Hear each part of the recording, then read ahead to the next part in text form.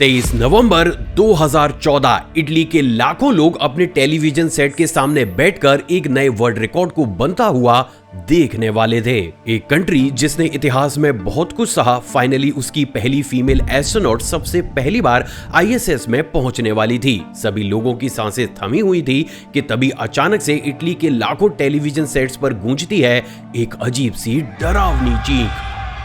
एक ऐसी चीख जिसने इस इंपॉर्टेंट पल को स्पेस एक्सप्लोरेशन की एक ऐसी मिस्ट्री बना दिया जिसे नासा और यूरोपियन स्पेस एजेंसी आज तक डिस्कस करने से भी डरते हैं। लेकिन सवाल तो ये खड़ा होता है कि आखिर एक कंट्री की सबसे क्वालिफाइड फीमेल एस्ट्रोनॉट ने इंटरनेशनल स्पेस स्टेशन के पास ऐसा क्या ही देख लिया जिसके चलते हुए वो इतना घबरा गई कि सीधा 4 मिनट 33 सेकंड तक पूरे लाइव टेलीकास्ट को ही बंद करना पड़ा। क्या सच में उस दिन इंटरनेशनल स्पेस स्टेशन के पास कुछ ऐसा मौजूद था जिसे स्पेस एजेंसीज आम लोगों के साथ शेयर नहीं करना चाहती? वेल गाइस, अपने सारे ही काम को छोड़कर पूरे फोकस के साथ इस वीडियो को लास्ट तक देखिएगा, क्योंकि आज आप आईएसएस से जुड़े ऐसे एनकाउंटर्स को रिवील होता हुआ देखने वाले हैं जिसे जानने और समझने के बाद इंटरनेशनल स्पेस स्टेशन को देखने का आपका नजरिया एक ही झटके में बदल जाएगा।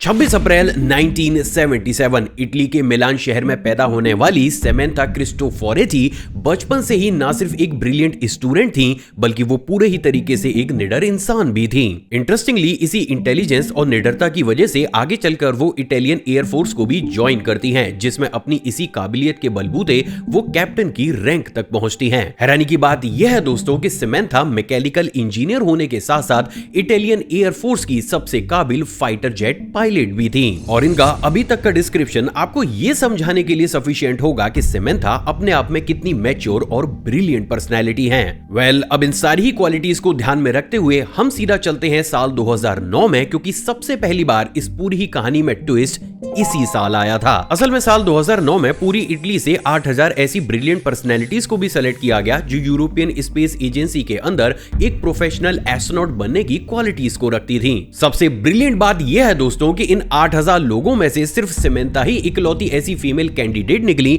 जिसको देखने के बाद यूरोपियन स्पेस एजेंसी को यह लगा कि ये आईएसएस में जाकर उनके लिए अलग अलग तरीके के एक्सपेरिमेंट को कंडक्ट कर सकती हैं। इसके बाद उनको ना सिर्फ कड़ी ट्रेनिंग दी गई बल्कि उनको एक्सट्रीम से एक्सट्रीम सिचुएशन में शांत रहकर सही डिसीजन लेना भी सिखाया गया। सिर्फ इतना ही नहीं बल्कि आईएसएस में भेजने से पहले सेमेंथा को 200 दिन इंटेंशनली स्पेस में भी रखा गया ताकि वो अच्छे तरीके से ये देख सकें कि स्पेस में कौन सी चीज कैसे काम करती है और वहां किस इमरजेंसी सिचुएशन में कौन सा स्टेप लेना है। और फाइनली गाइस, फिर आता है 23 नवंबर 2014 का वो अजीब सा दिन जिसने ना सिर्फ सेमेंथा बल्कि इटली के लाखों लोगों की जिंदगी को एक ही झटके में बदल दिया।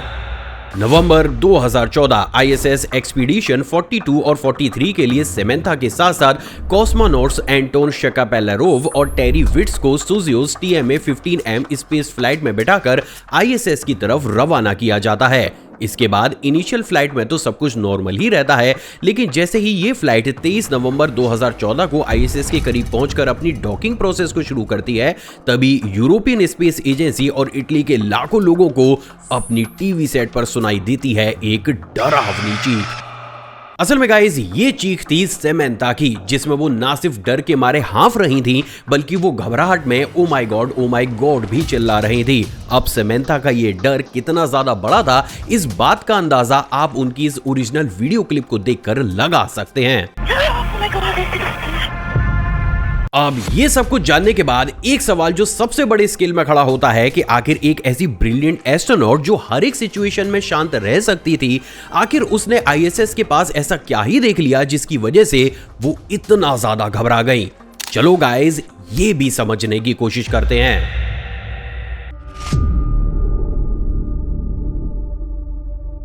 असल में गाइस, अगर आप डॉकिंग से ठीक पहले रिकॉर्ड होने वाली इस वीडियो क्लिप को गौर से देखेंगे तो आपको भी कुछ फ्रेम्स में एक अजीब सा व्हाइट ऑब्जेक्ट आईएसएस के पास घूमता हुआ नजर आएगा। अब देखो गाइस, आपको भी इनिशियल स्टेज में ये कोई स्पेस जंग या फिर रिफ्लेक्शन की वजह से जनरेट हुआ फिनोमेना लग सकता है, बट प्रैक्टिकली गाइस स्पेस में चीजें वैसे काम नहीं करती जैसा यहाँ अर्थ पर करती हैं। असल में देखो, ये बात पूरे तरीके से सच है कि अर्थ के चारों ही तरफ बहुत बड़ी क्वांटिटी में सैटेलाइट का मलबा या फिर स्पेस जंक मौजूद है, लेकिन क्योंकि ये एरिया इतना ज्यादा बड़ा होता है तो नॉर्मली जब भी अर्थ से कोई स्पेस फ्लाइट को आईएसएस के पास भेजा जाता है तो डॉकिंग प्रोसेस उसी टाइम पीरियड के हिसाब से किया जाता है जब ये स्पेस जंक एटलीस्ट 200 से 300 किलोमीटर की दूरी पर मौजूद हो। और ऐसा इसलिए है क्योंकि डॉकिंग प्रोसेस के दौरान अगर किसी भी सैटेलाइट का छोटा सा भी मलबा अगर या तो स्पेसक्राफ्ट या फिर आईएसएस से टकरा जाता है तो भाई उसका अंजाम भयानक होता है। तो पॉइंट नंबर 1 जो हमसे ये कहता है कि शायद ये कोई स्पेस जंक हो सकता है, टेक्निकली ये पॉसिबल नहीं है। तो अब सवाल ये आता है कि अगर ये कोई स्पेस जंक नहीं तो शायद ये कैमरा का रिफ्लेक्शन होगा,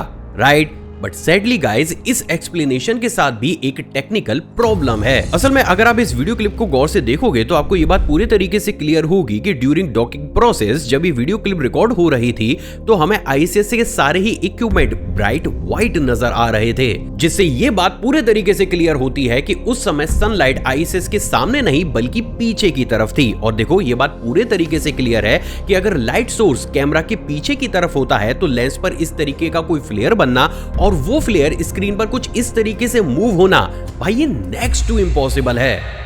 तो फिर अब यहाँ पर यह सवाल खड़ा होता है कि क्या फिर ये वही ऑब्जेक्ट था जिसे देखने के बाद समंथा डर के मारे चीख पड़ी थी? वेल गाइस, सच तो ये है कि ये ऑब्जेक्ट उस पूरे ही इंसिडेंट की सबसे पहली ऐसी कड़ी थी जिसने समंथा को अंदर तक डर से हिला दिया। असल में अगर इस वीडियो क्लिप को आप गौर से देखेंगे तो आपको एक चीज बिल्कुल क्लियरली समझ में आएगी कि इस ऑब्जेक्ट के दिखने और समंथा के चीखने के बीच में लगभग 33 सेकंड का इंटरवल है, जिससे ये बात तो पूरे तरीके से क्लियर होती है कि इन 33 सेकंड के अंदर ही समंथा ने कुछ ना कुछ तो ऐसा जरूर देखा जिसे स्पेस फ्लाइट में लगे हुए कैमरास रिकॉर्ड नहीं कर पाए।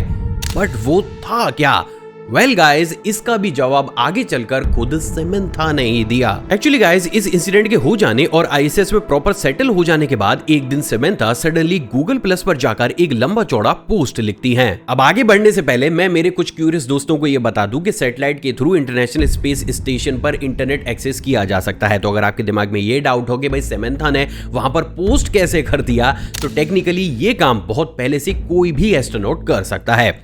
तो गाइस, अब वापस टॉपिक पर आते हुए, जैसे ही समंथा ने गूगल प्लस पर वो पोस्ट किया उसमें कुछ बेहद ही अजीबोगरीब बातें हमें पढ़ने को मिली। असल में समंथा के द्वारा किए गए सबसे पहले पोस्ट के अकॉर्डिंग जैसे ही उनकी फ्लाइट आईएसएस से डॉक करने वाली थी उन्हें व्हाइट कलर के 2 ग्लोइंग ऑर्ब आईएसएस के पास दिखाई दिए। एंड मोस्ट प्रोबेबली शायद ये वही ऑब्जेक्ट हैं जो कि वीडियो क्लिप में भी हमें दिखाई दिए थे। इसके बाद अकॉर्डिंग टू समंथा उन्होंने अपनी सीट बेल्ट को लूज किया और उन्हें अच्छे तरीके से देखने के लिए वो फ्लाइट के फ्रंट व्यू मिरर की तरफ गईं। इंटरेस्टिंगली जैसे ही वो विंडो के बाहर की तरफ झांकती हैं, उन्हें वहां पर 2 ऑरेंज कलर के जाइंट ऑब्जेक्ट चमकते हुए नजर आते हैं। अब क्योंकि ये सारी चीजें समंथा के लिए काफी ज्यादा नई और अजीब थी तो डर के मारे वो तेज तेज चिल्लाने लगी। हैरानी की बात यह है दोस्तों कि समंथा इस पोस्ट में ये भी क्लियर करती हैं कि उनके पास मौजूद 2 और कॉस्मोनॉट्स ने उन्हें बार बार इशारा करके चुप रहने के लिए बोला था, क्योंकि वो ये नहीं चाहते थे कि घबराहट में वो कुछ ऐसा बोल दें जो पूरी इटली या दुनिया भर में टेलीकास्ट हो जाए। अब इस पॉइंट पर अगर हम बात टेलीकास्ट की भी करें तो ये सारी चीजें पढ़कर ये बात क्लियर हो जाती है कि आखिर क्यों उस वक्त 4 मिनट 33 सेकंड के लिए पूरे ही लाइव टेलीकास्ट को बंद क्यों किया गया था। हैरानी की बात यह है दोस्तों कि जब इस टाइम पीरियड के बाद दोबारा से टेलीकास्ट को ऑन एयर किया गया तो उसमें ना ही समंथा की आवाज हमें सुनाई दी और ना ही इस इंसिडेंट के बारे में कोई जिक्र किया गया। लेकिन क्योंकि इटली के लाखों लोगों ने लाइव टीवी पर इस सारे ही इंसिडेंट को देखा था तो यूरोपियन स्पेस एजेंसी के द्वारा इसकी एक्सप्लेनेशन देना बहुत ज्यादा इंपॉर्टेंट था। और गाइस, फिर इसी के बाद कुछ ऐसा हुआ जिसने पूरी दुनिया के बहुत से लोगों का ध्यान इस मैटर की तरफ खींचा। असल में इस पूरे ही इंसिडेंट के एक्सप्लेनेशन में यूरोपियन स्पेस एजेंसी ने सामने आकर ये बोला कि समंथा ने जो कुछ भी देखा था वो सोलर पैनल के रिफ्लेक्शन का नतीजा था। इंटरेस्टिंग बात यह है दोस्तों कि इस स्टेटमेंट के बाहर आने के बाद तुरंत ही समंथा अपने पुराने पोस्ट को डिलीट करती हैं और अपने नए पोस्ट में इस पूरे ही इंसिडेंट को समझाने के बाद वो ये भी बोलती हैं कि शायद मुझे भ्रम हो गया था और एक्साइटमेंट में मैंने सोलर पैनल से निकले हुए रिफ्लेक्शन को ही कुछ और समझ लिया था। लेकिन क्या सच में एक ऐसी पर्सनैलिटी जिसने कई सालों तक फाइटर जेट प्लेन उड़ाया हो, जिसने स्पेस में 200 दिन की ट्रेनिंग ली हो, क्या वो इतनी बेसिक सी चीज देखकर डर सकती थी? वेल गाइस, सच कहूं तो आपकी भी तरह ये एक्सप्लेनेशन मेरे गले से नहीं उतरी और इसलिए जब इस मैटर में मैंने थोड़े से और रिसर्च पेपर को खंगालना शुरू किया तब मेरे हाथ एक ऐसी अजीब चीज लगी जो इस पूरे ही सिनेरियो को एक अलग डायरेक्शन दे सकती थी।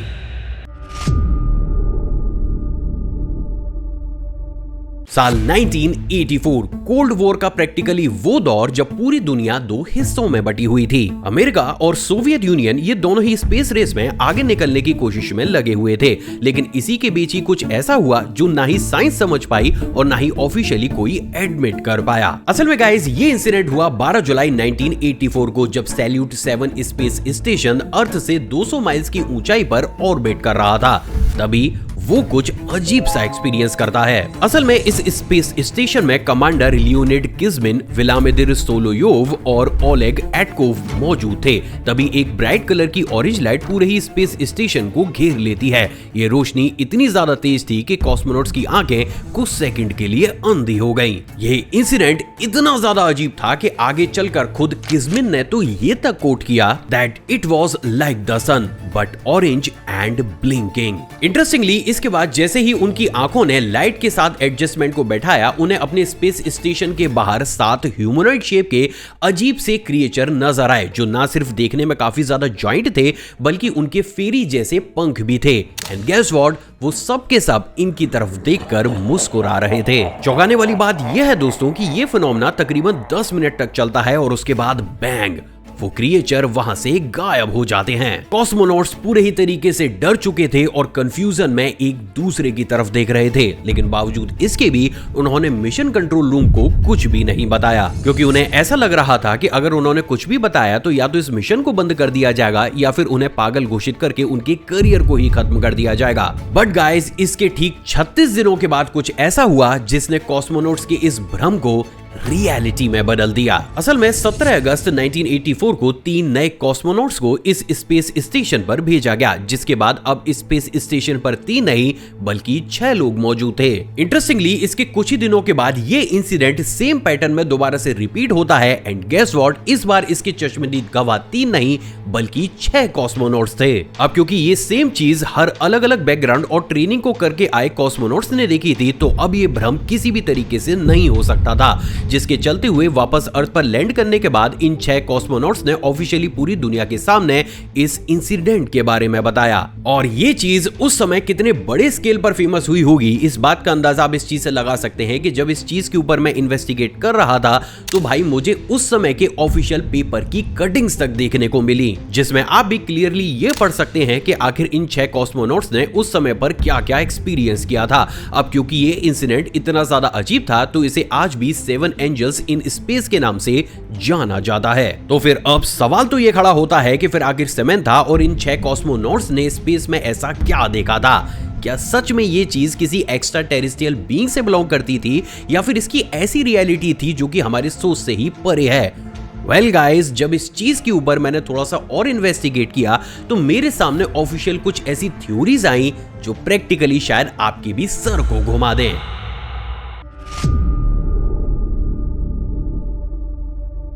देखो गाइस, अगर आप आज की डेट में आईएसएस में होने वाले इन तरीके के अजीबोगरीब एनकाउंटर्स की लिस्ट को निकाल कर देखोगे तो ये बात आपको पूरे तरीके से समझ में आएगी कि आज ये इंसिडेंट इतने ज्यादा कॉमन हो चुके हैं कि बहुत से एस्ट्रोनॉट्स तो अब इनके बारे में खुलकर बताते तक नहीं। और उसी का ही एग्जांपल है साल 2024 की ये सर्वे रिपोर्ट जो कि मुझे अपने रिसर्च के दौरान मिली, जिसमें दुनिया भर के 80% एस्ट्रोनॉट्स ने इस चीज को कंफर्म किया है कि ड्यूरिंग स्पेस मिशन उन्हें कुछ ना कुछ तो ऐसा महसूस हुआ है या फिर देखने को मिला है जिसकी एक्सप्लेनेशन ना ही उनके पास मौजूद है और ना ही उनकी स्पेस एजेंसी कभी उसके बारे में उन्हें बताती है। इवन इस पूरे ही इन्वेस्टिगेशन में मुझे एक बेहद ही अजीब सा टर्म भी बार बार पढ़ने को मिला है जो है कोड ब्लैकआउट। असल में कोड ब्लैकआउट इंटरनेशनली सभी स्पेस एजेंसी के द्वारा फॉलो किया जाने वाला वो प्रोटोकॉल है जिसमें जब भी कोई भी इस तरीके का एनकाउंटर होता है तो उसके अंदर होने वाले सारे ही इंसिडेंट और चीजों को पूरी सीक्रेसी के साथ एक एस्ट्रोनॉट को अपने देहांत तक छिपाना होता है, और अगर वो ऐसा नहीं करता है तो उसके खिलाफ सख्त से सख्त एक्शन भी लिया जा सकता है।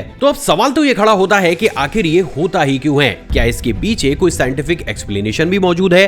वेल गाइस, मोटे मोटे तर्ज पर इसके पीछे कुछ ऑफिशियल थ्योरीज भी मौजूद हैं, लेकिन वो कितनी सच हैं और कितनी नहीं वो सुनने के बाद आप उसे खुद से डिसाइड करना। Number 1, microgravity radiation exposure. असल में स्पेस साइकोलॉजी में ये डॉक्यूमेंटेड है कि सम टाइम एस्ट्रोनॉट्स भ्रम इसलिए फील करते हैं क्योंकि उनका ब्रेन माइक्रोग्रेविटी रेडिएशन के साथ एक्सपोज होता है, जिसकी वजह से उन्हें ऐसी चीज भी स्पेस में दिखने लगती है जो वहां पर मौजूद नहीं होती। लेकिन इस एक्सप्लेनेशन के साथ सबसे बड़ी प्रॉब्लम यह है कि अगर ये चीज भ्रम की वजह से जनरेट होती है तो सेम भ्रम अलग अलग लोगों को एक ही समय पर नहीं हो सकता। इवन अगर आप खुद से भी आज की डेट में इन साइटिंग्स के ऊपर रिसर्च करेंगे तब भी आपको सिमिलर चीजें हमें नासा के एस्ट्रोनॉट के साथ होती हुई भी दिखाई देती हैं। तो क्या अलग अलग दौर में अलग अलग कंट्री से बिलोंग करने वाले एस्ट्रोनॉट्स को सेम पैटर्न में सेम चीजें एज अ भ्रम दिखाई दे सकती हैं?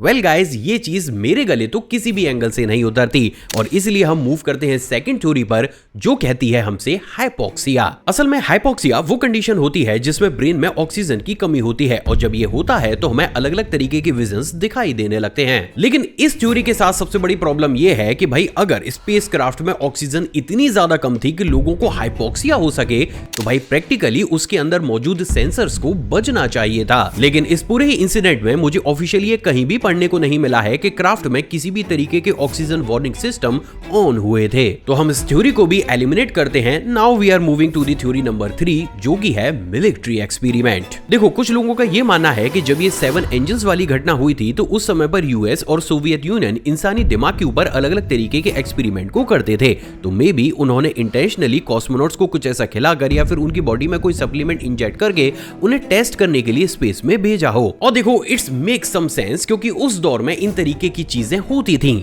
But what about Samantha? क्योंकि सेमेंथा की क्रू के साथ ये इंसिडेंट 90s में नहीं बल्कि 2014 में हुआ था और तब तक इन तरीके की चीजें वर्ल्ड वाइड पूरे ही तरीके से बंद हो चुकी थी। इवन बात अगर आज की डेट की भी की जाए तो आज भी बहुत सी स्पेस में ऐसी चीजें होती हैं जो बड़े से बड़े एस्ट्रोनॉट को भी सोच में डाल देती हैं और ये चीज मैं अपनी इस वीडियो में ऑलरेडी प्रूव भी कर चुका हूं। So now moving to the next theory, जो सबसे ज्यादा फैसिनेटिंग है। असल में देखो, क्वांटम फिजिक्स हमसे ये कहती है कि इस अनंत ब्रह्मांड में मल्टीपल एग्जिस्ट करते हैं। तो कभी कभार कुछ ऐसा हो सकता है जिसकी वजह से अगर ये 2 डायमेंशन आपस में ओवरलैप करते हो और एक्सीडेंटली उस समय पर हमारा कोई भी स्पेसक्राफ्ट या फिर इंटरनेशनल स्पेस स्टेशन उस ओवरलैपिंग की जगह पर हो तो हमें दूसरे वर्ल्ड की रियलिटी दिख सकती है। अब या तो ये मल्टीपल रियलिटीज रैंडमली खुलती हैं या फिर इंटेंशनली इन्हें कोई हायर सिविलाइजेशन हमारे लिए खोलती है। और यही वो 4 बेस्ट पॉसिबिलिटीज हैं जिनके बेस पर हम इन तरीके की साइटिंग्स को एक्सप्लेन कर सकते हैं। हालांकि ये बात पूरे तरीके से सच है कि भले ही हम इंटेलिजेंस या फिर टेक्नोलॉजी की बेसिस पर खुद को काफी ज्यादा एडवांस समझते हो, लेकिन इस यूनिवर्स की पावर और इसकी समझ के आगे हम कहीं पर भी नहीं टिकते।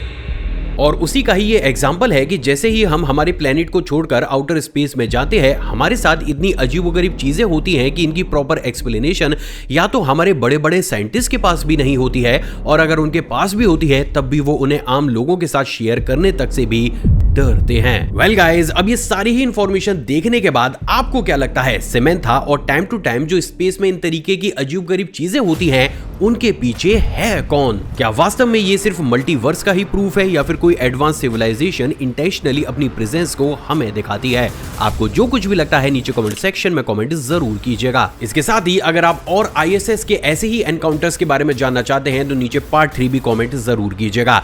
गाइज, अगर आपको मेरी ये रिसर्च और वीडियो पसंद आई हो तो इस वीडियो को लाइक कर 6000 लाइक तक जरूर पहुंचाइएगा। विद प्रूफ इन्हीं तरीके की डॉक्यूमेंट्रीज को देखना पसंद करते हैं तो इस चैनल को सब्सक्राइब करो, उस बेल आइकन को प्रेस जरूर कीजिएगा और अभी आपकी स्क्रीन पर आपको जो वीडियोस दिख रही है ना भाई, इन्हें भी चेकआउट जरूर कीजिएगा क्योंकि ये भी अपने आप में काफी ज्यादा इंटरेस्टिंग है। जय हिंद।